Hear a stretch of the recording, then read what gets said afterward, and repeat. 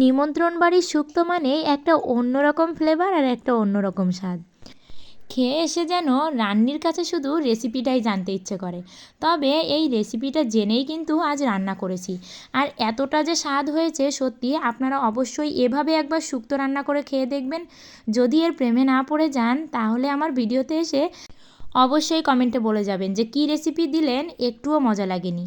অবশ্যই কিন্তু আমার এই টিপসগুলো ফলো করেই রেসিপিটা করতে হবে। শুরুতে আমি কড়াইয়ে কিছু পরিমাণ তেল দিয়ে আমি এর ভিতরে কেটে রাখা বেগুনগুলো আর দিয়ে দেব হেলাঞ্চো শাক। আর হেলাঞ্চো শাক দিয়েই যেন এই শুক্তোটা বেশিই মজে যায়, মানে বেগুন আর হেলাঞ্চো শাক, এর ব্যতিরিক্ত আর কিছুই এই শুক্তোতে যাবে না।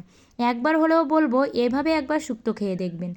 আর কখনোই এই বেগুন আর এই শাকটাকে কখনো জলের ভিতর দিয়ে সিদ্ধ করা যাবে না। এটা এভাবে তেলের ভিতর ছেড়েই লবণ হলুদ দিয়ে বেশ ভালো করে ভেজে ভেজে ঢাকনা দিয়ে ঢেকে ঢেকে এটাকে সেদ্ধ করে কষিয়ে নিতে হবে।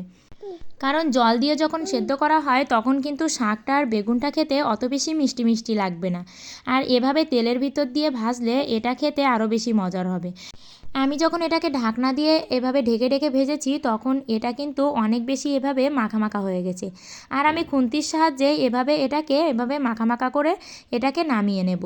আর এবার আমি কড়াইটাকে ধুয়ে নিয়ে তার ভিতরে আবার তেল দিয়ে এখানে আমি মাছের তেল, কলিজা, তারপর পাখনা, তারপর ফুলকা, এগুলো যে মাছের মানে মাছ বাদে আর যেটুকু পাওয়া যায় ঠিক নেমন্তন্ন বাড়িতেও কিন্তু এগুলোই দেওয়া হয়।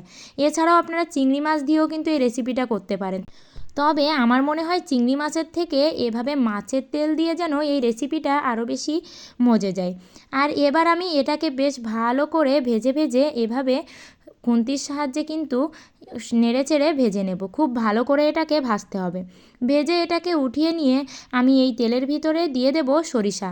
সরিষা ফোড়ন দিয়ে যখন সরিষাটা খুব ভালো করে ফুটে আসবে, আর সরিষাটা ভালো করে না ফুটে আসলে কিন্তু এটাকে দেওয়া যাবে না, তখন আমি এই বেগুন মাছের তেলগুলোকে ফোড়নে দিয়ে বেশ ভালো করে খুন্তির সাহায্যে এটাকে ভেজে নেব। আর এর ভিতরে আমি নামানোর একটু আগেই দিয়ে দেব অল্প পরিমাণে চিনি। আর চিনি দিলে কিন্তু এই স্বাদটা অনেক বেশি বেড়ে যাবে, মানে এত বেশিও চিনি দেওয়া যাবে না যাতে খুব বেশি মিষ্টি হয়, খুব বেশি মিষ্টিও হবে না, আবার বোঝাও যাবে না যে এর ভিতর চিনি দেওয়া, এবং খেতে কিন্তু এটা অনেক বেশি মজার হবে। আর এভাবে আমি বেশ কিছু সময় নেড়ে চেড়ে খুন্তির সাহায্যে এভাবে মাখা মাখা করে নেব। আর এটা যত বেশি মাখা মাখা করা হবে ততই কিন্তু এটা খেতে বেশি মজা লাগবে। আর শুক্তোর ভিতরে লেবুর পাতা না দিলে কিন্তু যে শুক্তো শুক্তো ফ্লেভার আছে সেটা কিন্তু একদমই আসে না। আর এই লেবুর পাতাটা কখনোই আপনারা ফোড়নেও দিবেন না, আবার লেবুর পাতাটা এভাবে মানে তরকারির ভিতর দিয়ে কখনো বেশি সময় কিন্তু রান্নাও করবেন না, কারণ লেবুর পাতা তেলের ভিতর দিলে কিংবা অনেক সময় ধরে রান্না করলে এটা তেতো হয়ে আসে।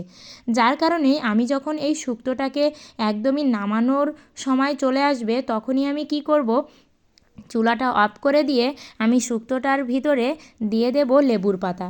এভাবে লেবুর পাতাটাকে ভালো করে ধুয়ে নিয়ে কেটে ছোট ছোট করে আমি দিয়ে দেব।